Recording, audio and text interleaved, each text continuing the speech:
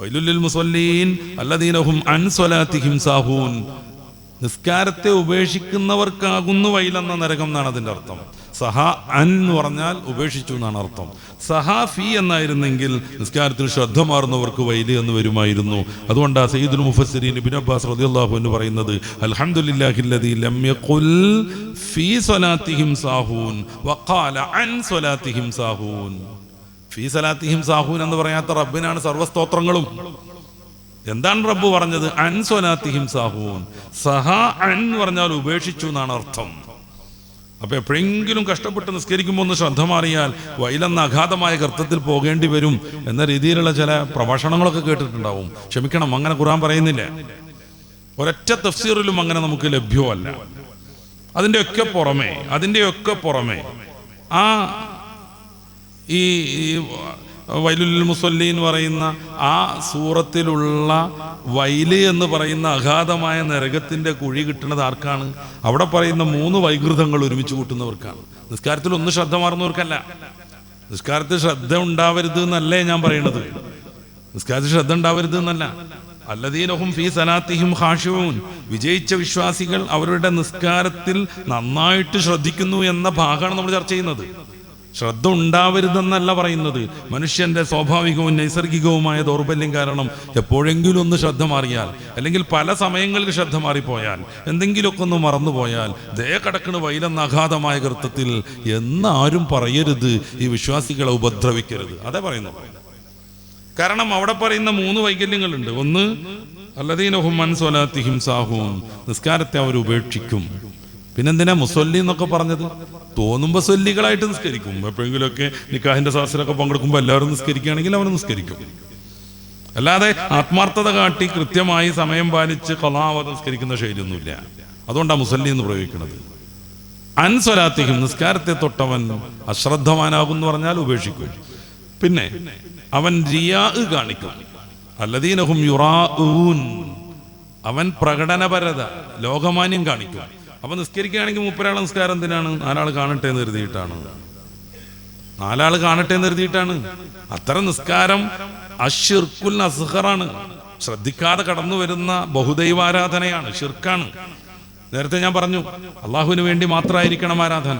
4 ആൾ കാണട്ടെ എന്ന് കരുതി ആരാധന അർപ്പിക്കുമ്പോഴോ അള്ളാഹുവിന് മാത്രമല്ല, ഈ കാണാൻ വിചാരിച്ച ആളുകൾക്ക് കൂടെയുള്ള ആരാധനയായിട്ട് അത് മാറുന്നു. അപ്പൊ അത് ഷിർക്കാവുന്നു.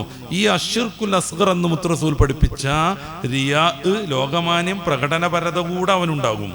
3-ാമത്തേത് വയംനഊനൽ മാഊൻ, വളരെ നിസ്സാരമായ നമ്മുടെ നിത്യോപയോഗ വസ്തുക്കൾ, അതേപ്രകാരം ലഘുയന്ത്രങ്ങൾ, കത്തി, കൈക്കോട്ട്, കൊട്ട, ചൂല്, കലപ്പ, ഇതൊക്കെ അവൻ തടയുകയും ചെയ്യും. ആർക്കും അതൊന്നും കൊടുക്കൂല. അയൽവാസി ഒന്ന് പറയും, ആ കൈക്കോട്ടൊന്ന് തരാമോ, 2 പങ്കാളിണ്ട്, വീട്ടിൽ 1 കൈക്കോട്ടേ ഉള്ളൂ. അപ്പം ചുറ്റുമൊക്കെ നടന്നിട്ട് ഇങ്ങനെ തെരയണത് പോലെ അഭിനയിക്കും. കുട്ടികൾ എടുത്തിരുന്നു, എവിടെ വെച്ചു എന്നറിയില്ല, കൃത്യമായിട്ട് അറിയാം, കുറേ നുണ പറയണം അതൊന്നും കൊടുക്കാതിരിക്കാൻ.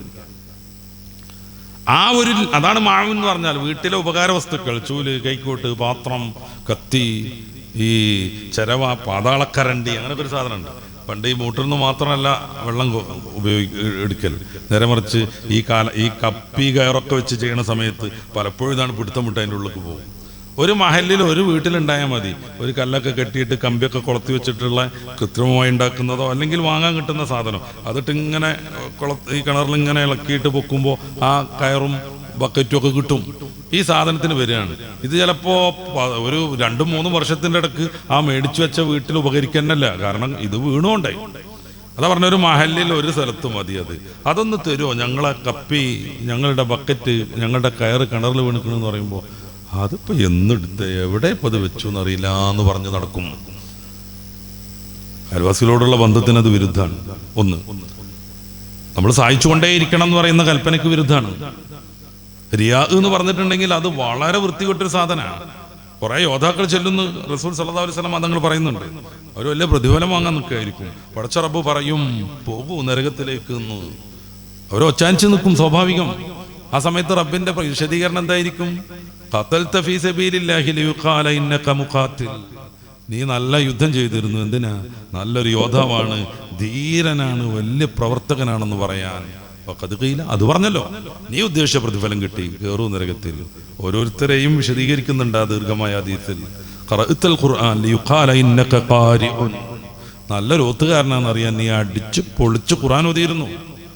ആളുകൾ കാണുന്നില്ലെങ്കിൽ കാണട്ടെ എഴുതിയിട്ട് ഖുർആൻ ഓതുമ്പോൾ അങ്ങനെ ആടിയിരുന്നു. നൈസർഗികമായ ആട്ടമല്ല, ബോധപൂർവമുള്ള ആട്ടം. ഇങ്ങനെ പല ചേഷ്ടകളും ചെയ്തിട്ട് നിന്റെ ഈ ആരാധനയെ സമൂഹത്തിന് നീ ഡിസ്പ്ലേക്ക് വെച്ചിരുന്നു, ദർശനത്തിന് വെച്ചിരുന്നു. അത് കിട്ടി, നീ വിചാരിച്ച പ്രതിഫലം കിട്ടി. കേറൂ നരകത്തിൽ. ഇതറിയാ. ഈ 3 സംഭവങ്ങൾ ഒരുമിച്ച് കൂടുന്നവരെ കുറിച്ചാണ് വൈലുൻ. അവർ നരകത്തിന്റെ അഗാധമായ മേഖലയിലാണ് പ്രവേശിക്കുക എന്ന് പറയുന്നത്. അല്ലാതെ കഷ്ടപ്പെട്ട് സമയമുണ്ടാക്കി ബുദ്ധിമുട്ടി വന്ന് നിസ്കാരത്തിനൊന്ന് തക്ബീർ കെട്ടി ആ സമയത്ത് ശ്രദ്ധയൊന്നും മാറിപ്പോയി അത്തരം ആളുകളെ അല്ല. ഒരു തഫ്സീറിലും നമുക്കത് കാണാനും പറ്റില്ല. ഇത് വിശദീകരിച്ചുകൊണ്ട് ഇബ്നുൽ അറബി തങ്ങളൊക്കെ പറയുന്നുണ്ട്. ഹബീബായ റസൂൽ സല്ലല്ലാഹു അലൈഹി വസല്ലം തങ്ങൾ പല സന്ദർഭത്തിൽ നിസ്കാരത്തിൽ മറന്നില്ലെന്ന്. പല സന്ദർഭത്തിൽ അവിടുന്ന് 2 റക്അത്ത് കഴിയുമ്പോൾ സലാം കിട്ടുന്നുണ്ട്. ഒരു സാബി വരെ എഴുന്നേറ്റ് നിന്ന് ആ കുസറത്തി സ്വലാത്തും നസീത്ത യാ റസൂലല്ലാഹ്, നിസ്കാരം 2 ചുരുക്കിപ്പോയോ അതോ അങ്ങ് മറന്നുപോയോ എന്ന് ചോദിക്കുന്നുണ്ട്. കാരണം റസൂൽ സല്ലല്ലാഹു അലൈഹി വസല്ലം തങ്ങളാണ് എപ്പോഴും വഹി വരും. 4 റക്അത്തുള്ള നിസ്കാരം നിർവഹിച്ചുകൊണ്ടിരിക്കെ 2 മതിയെന്ന് കൽപ്പന വന്നോന്ന് അറിയില്ല. അതുകൊണ്ട് ആ കുസറത്തി സ്വലാ, ഈ നിസ്കാരത്തിന്റെ മധ്യ നിസ്കാരത്തിന്റെ റക്അത്ത് 2 ചുരുക്കിപ്പോയോ അം നസീത്ത യാ റസൂലല്ലാഹ്, അതോ മറന്നുപോയോ എന്ന് ചോദിക്കുന്നത്.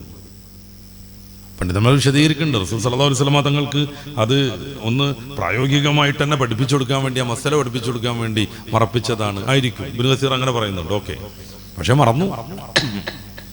റസൂലുള്ളാഹി സ്വല്ലല്ലാഹു അലൈഹി വസല്ലം തങ്ങൾ മറ്റു പലതും ആലോചിക്കുന്നുണ്ട്. ഇതാണ് മനുഷ്യനെന്ന് പറയണം. അതുകൊണ്ടാണ് മലക്കായിട്ട് ദൂതർ വരാതിരുന്നത്. 17-ാം അധ്യായം അൽ-ഇസ്രാഇന്റെ 90 മുതലുള്ള വാക്യങ്ങളിൽ മലക്കുകൾ ഇറക്കിക്കൂടെ? എന്തേ നമ്മുടെ കൂട്ടത്തിൽ വളർന്ന് നമുക്കിടയിൽ ജീവിച്ച് നമ്മുടെ ഈ ഗോത്രപരമായ മത്സരങ്ങളൊക്കെ നടക്കുമ്പോൾ ഈ ഖുറൈശിപ്പെട്ടൊരു മുഹമ്മദ് വന്നു എന്നവർക്ക് ആശങ്കയുണ്ട്. മലക്കിറങ്ങിയ പോലെ എന്ന്. നിനക്കിറങ്ങിയ പോലെ. കാരണം ലാ അക്ല വലാ ശുറുബ വലാ നൗമ ലഹും. അവർക്ക് ഉറക്കില്ല, അവർക്ക് വെള്ളം വേണ്ട, അവർക്ക് ഭക്ഷണം വേണ്ട, അവർക്ക് ലൈംഗിക ബന്ധത്തിന്റെ ജന്മന അവർക്ക് അതിന് താല്പര്യമില്ല, അത് നടത്താൻ കഴിയില്ല. ലാ യഅസൂനല്ലാഹ മാ അമറഹും വയഫ്അലൂന മാ യുമറൂൻ. അല്ലാഹു കൽപ്പിച്ചതിന് വിരുദ്ധമായി ഒരു നിലക്കും പ്രവർത്തിക്കാൻ പറ്റൂല അവർക്ക്. അങ്ങനത്തെ മലക്ക് വന്നിട്ട് ഇതേ റമദാനായി, ഇനി മുതൽ 30 ദിവസങ്ങൾ രാവിലെ മുതൽ വൈകിട്ട് വരെ നോമ്പ് നോൽക്കണം, ഞാനും നോൽക്കണതാന്ന് പറഞ്ഞാൽ അതിനൊരു പ്രസക്തിയില്ല. കാരണം മലക്കിന് ഭക്ഷണം വേണ്ടല്ലോ, വെള്ളം വേണ്ടല്ലോ. ഈ ദീന് പ്രായോഗികമാണെന്ന് മനസ്സിലാക്കാൻ കഴിയില്ല മലക്കാണ് ദഅവത്തിന് വന്നതെങ്കിൽ. നിങ്ങൾ തഹജ്ജുദ് നിസ്കരിക്കണമെന്ന് മലക്ക് പറയണമെങ്കിൽ മലക്കിന് ക്ഷീണമല്ല, അവരെ ഏൽപ്പിച്ച ധർമ്മം നിർവഹിച്ചു കൊണ്ടേയിരിക്കും. മനുഷ്യൻ അങ്ങനെയല്ല, ക്ഷീണുണ്ട്, അവന് താല്പര്യങ്ങളുണ്ട്, മോഹങ്ങളുണ്ട്, മോഹഭംഗങ്ങളുണ്ട്. അതൊക്കെ അനുസരിച്ച് അവൻ്റെ ഈ ജീവിതത്തിൽ നിലവാരത്തിലും അവൻ്റെ സമീപനങ്ങളിലും മാറ്റം വരും. ഇതിനെയൊക്കെ തരണം ചെയ്തു വേണം അവന് തഹജ്ജുദിന് എഴുന്നേൽക്കാൻ. ആ മലക്ക് തഹജ്ജുദ് നിസ്കരിക്കണം, അതുകൊണ്ട് നിങ്ങൾ നിസ്കരിക്കും എന്ന് പറഞ്ഞാൽ അത് തീരെ പ്രായോഗികമല്ല. അതുകൊണ്ടാണ് അല്ലാഹു സുബ്ഹാനഹു വ തആല മനുഷ്യരിൽ നിന്ന് ദൂതന്മാരെ പറഞ്ഞയക്കുന്നത്. അപ്പൊ അള്ളാഹുവിന്റെ റസൂൽ സല്ലല്ലാഹു അലൈഹി വസല്ലം തങ്ങൾ മനുഷ്യരാകുന്നു എന്നല്ല, സൃഷ്ടികളിൽ ഏറ്റവും ശ്രേഷ്ഠരായ മനുഷ്യരാകുന്നു. ഹബീബായ നബി സല്ലല്ലാഹു അലൈഹി വസല്ലം തങ്ങൾ പലയിടങ്ങളിൽ പല സന്ദർഭങ്ങളിൽ നിസ്കാരത്തിൽ ചിലതൊക്കെ ഓർക്കുന്നതിനെ കുറിച്ച് പറയുന്നുണ്ട്. അവിടുന്ന് ഇങ്ങനെ നിസ്കാരത്തിന് മുന്നിൽ നിസ്കരിച്ചിട്ട് സലാം വീട്ടി കഴിഞ്ഞാൽ മബാലു അഖ്വാമിൻ യർഫഊന അബ്സാറഹും ഫിസ്സമാ, എന്താ നിസ്കാരത്തിൽ മേപ്പെട്ട് വെക്കണ കുറെ ആൾക്കാരുടെ അവസ്ഥ എന്ന് പറയുന്നുണ്ട്. നിസ്കാരത്തിൽ ബാക്കിൽ നിന്നുള്ള മുകളിലേക്കുള്ള നോട്ടം അവിടുന്ന് കാണുന്നുണ്ട്. ഇന്നീ അറാക്കും മിൻ വറാഇ, ഞാൻ മുമ്പിൽ നിന്നെന്ന പോലെ നിങ്ങളെ പിറകിൽ നിന്നും കാണുന്നുവെന്ന് ഇമാം ബുഖാരി തങ്ങൾ നിവേദനം ചെയ്യുന്ന ഹദീസിലുണ്ട്. ലാ അഖ്ഫാ അലയ്യ ഖുശൂഅക്കും, നിങ്ങളുടെ ഭക്തി എനിക്ക് ഗോപ്യമല്ലെന്ന് റസൂൽ തങ്ങൾ പറയുന്നുണ്ട്. അതായത് ഓരോരുത്തരുടെ ഭക്തി, അവരുടെ വിനയം, അവർക്ക് നിസ്കാരത്തിൽ എത്രയൊക്കെ ഖുശൂ ഉണ്ട്, ഇതൊക്കെ റസൂലുള്ളാഹി സ്വല്ലല്ലാഹു അലൈഹി വസല്ലം തങ്ങൾക്ക് വിലയിരുത്താൻ പറ്റുന്നുണ്ട്. എപ്പോഴെങ്കിലും ഒന്ന് ശ്രദ്ധ മാറുമ്പോഴേക്ക് നരകത്തിലേക്ക് പോകുന്നു പറഞ്ഞിട്ട് വിശ്വാസികളെ പ്രയാസപ്പെടുത്താതിരിക്കാൻ നമ്മൾ ശ്രദ്ധിക്കുക. എന്നാൽ ഖുശൂ വേണ്ടേ? വളരെ കൂടുതലായി വേണം താനും. അതാണ് നിസ്കാരത്തിന്റെ ആത്മാവ്.